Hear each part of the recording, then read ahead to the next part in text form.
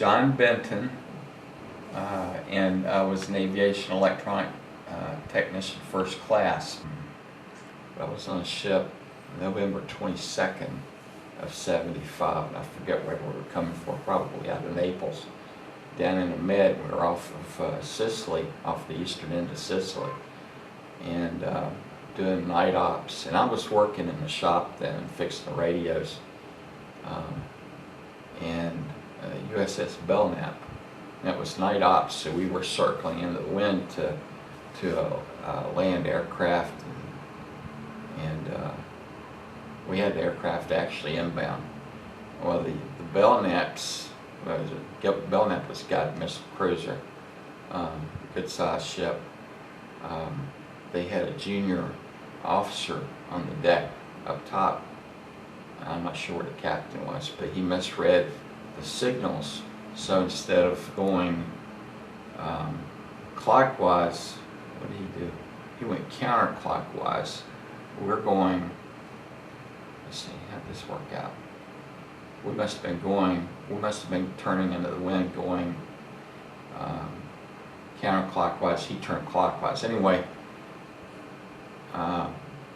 ran the bow of the ship, the Belknap, up underneath the angle on the Kennedy, and collision, and raked off their superstructure, and they burned for 2 days. And of course we had other Navy ships all around us. The Russians were all there too, and they always followed us everywhere we went. But so all but a handful of the crew of the Belknap, they either jumped aside, or we transferred them to the Kennedy or to other ships, and they had 7 killed, but they it burned for 2 days. Of course, when they ran up underneath the angle on the Kennedy, it set fire to our aviation supply, and as soon as that happened, it was like 10 o'clock at night. We went to general quarters, and they locked everything down, and then and I was on night shift anyway. It was 7 p.m. to 7 a.m. was the shift I was working. So towards morning, they started calling out working parties to go and help. They'd already put the fires out on Kennedy, to go and just clear out whatever might be flammable. And they had a crew of us down in the supply department throwing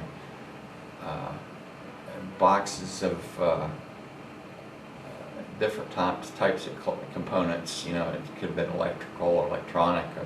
I know one thing we threw aside was the radar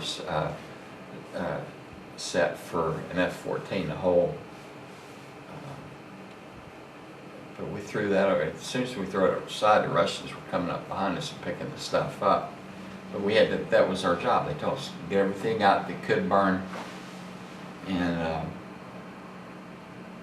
we lost one guy on the Kennedy, but he died as a result of the fire, because he was up near, in an office up near the angle, like a deck or two higher than us, and the ladder wells were filled with smoke up there, and he tripped, and I think this is how he passed away, but knocked himself out, died in smoke inhalation or something like that. But a guy from one of the F-14 squadrons.